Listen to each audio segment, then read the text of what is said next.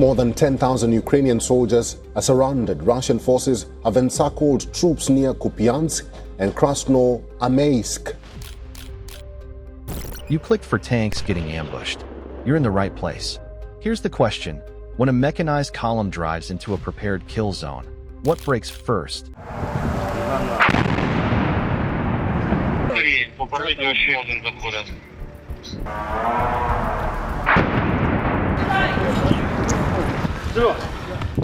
The armor, the comms, or the morale? In this episode, we dissect the ambush blueprint step by step. The bait, the choke, the crossfire, and the silent finish. Stay with me as we track the first hit and the last vehicle to move. Which node would you target first? Lead, middle, or rear? Comment your choice below. You saw the flames later. The fight was locked and long before. 17 nights of wire, sensors, and a plan that punished any driver who trusted speed over discipline. Before we move on, I'd like to ask you a small favor.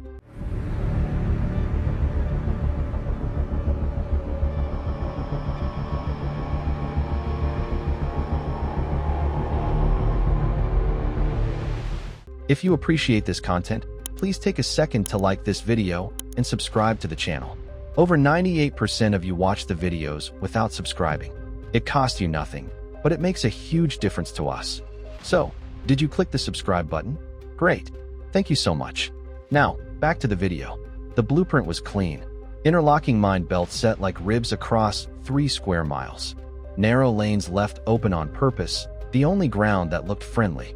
Artillery guns pre-registered to numbers, not guesses. A reconnaissance net tied to secure comms. Small drones on loops, ground sensors buried shallow, spotters counting axle lines and track marks. On paper, a 60-tank spear with carriers and elite infantry should rip past a line like this. Mass can break thin points, but the clock matters more than the head count. If you set the tempo, the punch lands on empty air. The minefield had a brain. Alternating anti-tank charges. Pressure plates that punished weight, not luck.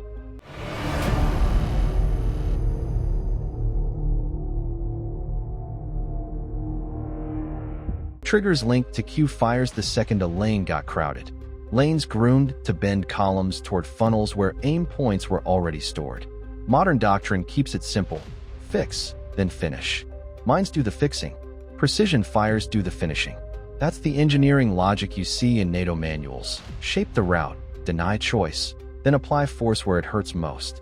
Once the lead section crossed the line and the rear committed, the choke formed. Steel accordion. Motion died. Targets stacked, hull to hull. Comms turned noisy and slow as crews tried to talk over the blast.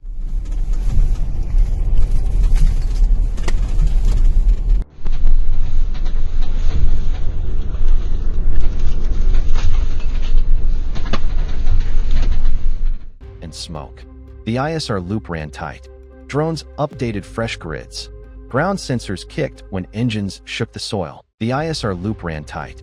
Drones updated fresh grids. Ground sensors kicked when engines shook the soil.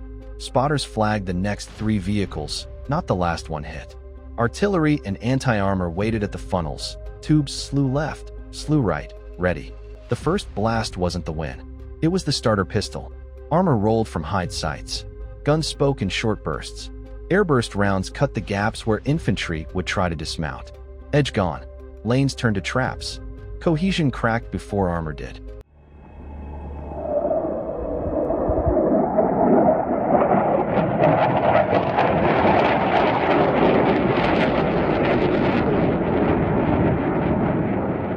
Ukraine didn't chase the spear.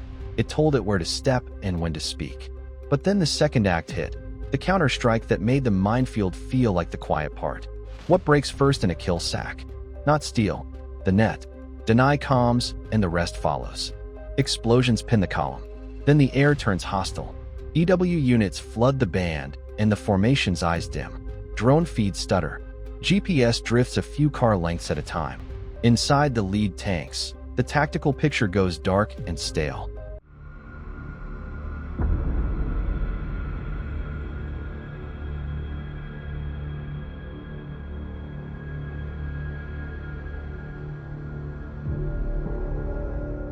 Drivers slow. Gunners second guess. That pause is the opening.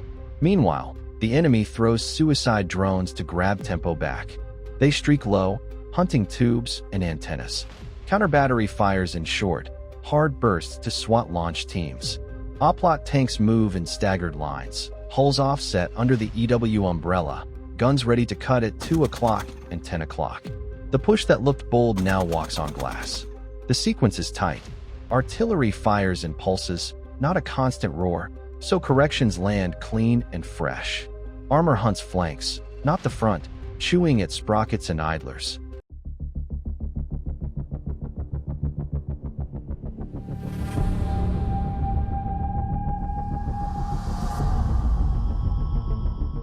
Airburst munitions shred the gaps where dismounts try to form.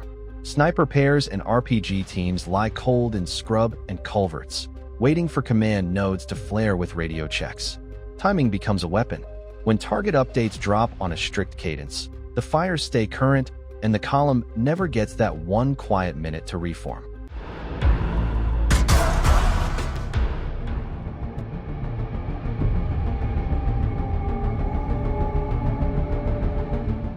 By the time a crew hears move, the grid has moved. Then the decapitation play. Leadership vehicles betray themselves by rhythm. How often they key up, where they sit in the stack, who pivots when they move. Those become the first cuts. Orders fragment. Platoons turn into knots. Hold and surge infantry move only when tempo collapses. They hit blind sectors, grab wounded leaders, and pull intact radios and tablets. With drones blinded and the net fractured, only morale is left.